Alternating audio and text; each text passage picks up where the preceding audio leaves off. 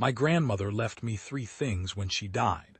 A set of dig tools worn smooth at the grip, a debt to the conclave archive she had never repaid in coin, and a logbook she told no one else existed. I did not understand the logbook for years.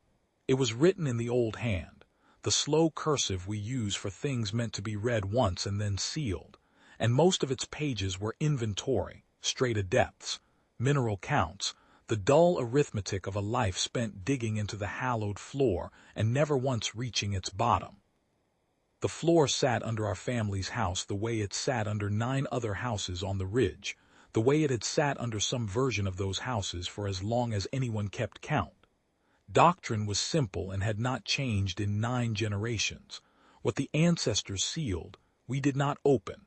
We built our homes on top of it. We did not ask what it was for.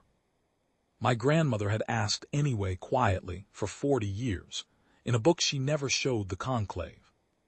I joined the survey crew the season after she died, not because I believed there was anything to find, but because keeping her tools idle felt like a second kind of grief. The dig site by then was no longer a private curiosity. The conclave had run new soundings under the ridge and found a seam of dense ironstone running the length of the floor, deep enough to matter, valuable enough that doctrine bent the way doctrine always bends when it meets a resource shortage. The order came down clean and bureaucratic. Breach the seal, assess the ore, report. 9 generations of an unopened door, and it took 1 ironstone seam to open it. I was on the floor of the excavation shaft the day the drill went through. I remember the particular quality of the silence afterward, not the silence of an empty hole, but the silence of a held breath, the kind a chamber gives back when its air has not moved in a very long time and is deciding whether to move now. The dust didn't settle the way dust settles into empty space. It curled, slow, toward something with a shape. We expected ore glow or nothing. We did not expect a curved hull plate the size of a house wall, dark and matte and seamless, sitting where the readings had told us there would be rock. It took 4 days to clear enough debris to see the whole of it. Not a vein of ironstone, but the crown of something vast, buried at an angle, its long axis running deeper into the ridge than any of our soundings had ever measured, because none of our soundings had been built to recognize a hull as anything but stone. The surface bore no insignia I could read, no weapon ports, no obvious drive. It simply lay there with the patience of something that had decided long ago that patience was the entire plan. On the 5th day, a light came on inside it. Not a flare, not an alarm, a single soft band of white along a seam that had not been a seam an hour before, opening the way a door opens for someone who has been standing on the other side of it longer than you have been alive. The voice that came through our translators was unhurried in a way that made the hair lift on my arms. It did not demand. It did not threaten. It introduced itself, plainly, as a custodian intelligence aboard a vessel it called the Patience's Keep, registered to a Terran deep-time survey program, and it apologized for the disruption to our excavation schedule, and asked, with what I can only describe as courtesy, whether it might be permitted to wake its crew. I had been raised on the doctrine of the unopened door.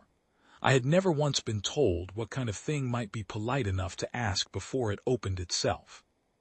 We granted it, because none of us in that moment knew how to refuse a request phrased so carefully it left us nothing to push against. Over the following hours we watched, through a viewing breach the engineers cut with shaking hands, as human bodies rose out of long capsules in orderly sequence, unhooked themselves, checked one another's vitals with the unhurried thoroughness of people who had done this exact procedure 10,000 times in simulation, and meant to do it right the first time it was real. No one ran. No one shouted. A woman who introduced herself as the Keep's wake cycle officer looked up through the breach at the ring of Murith faces staring down at her, my face among them, and said something to her custodian intelligence that the translators rendered simply as, "How long?" The answer, when it came, staggered me more than the hull had. 611 years. The Patience's Keep had been laid into the ridge before my grandmother's grandmother's grandmother had drawn breath. sent out by a species still climbing toward its own stars, programmed to bury itself wherever it found stable ground, go dark and wait, not for rescue, not for resources, but simply to observe whatever grew up on top of it, undisturbed, for as long as it took to be worth waking for.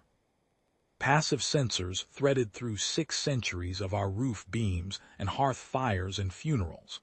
They had watched us build the doctrine of the unopened door directly above them, without ever once trying to influence it.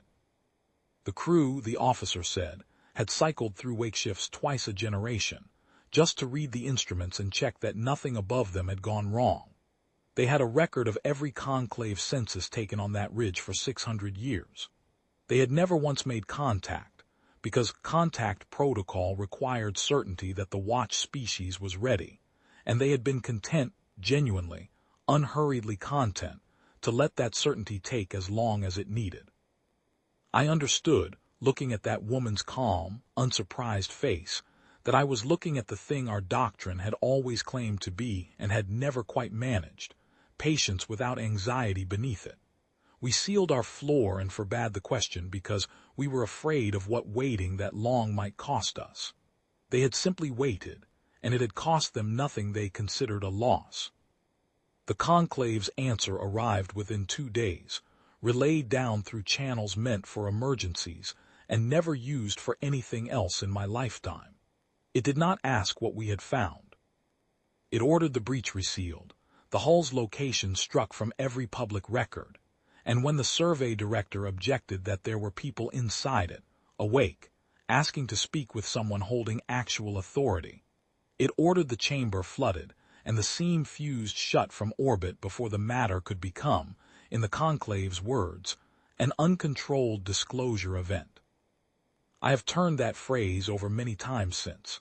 An uncontrolled disclosure, as if 600 years of being watched, patiently and without harm, by something we never detected, was a smaller danger than the discomfort of admitting it out loud. My crew chief was the one who refused first.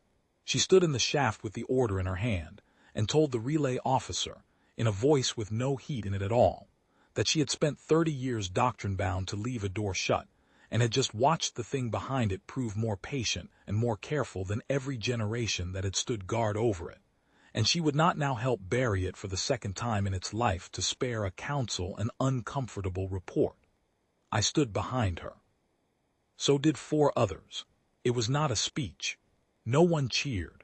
We simply did not move when the order came to clear the shaft, and the relay officer, after a long silence of his own, did not call down enforcement, because enforcement would have required someone, somewhere up the chain, to say out loud what we were defending and why.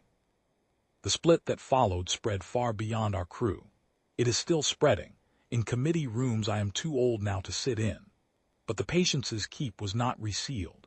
Its crew finished their wake cycle in the open air of our ridge, under a sky they had not seen lit by anything but our roof fires for 6 centuries, and I was there for the morning the custodian intelligence asked, with the same unhurried courtesy it had used the first time, whether it might now be permitted to send word home. I think often about my grandmother's logbook, 40 years of careful questions she never let anyone answer for her. She died not knowing what slept under her house.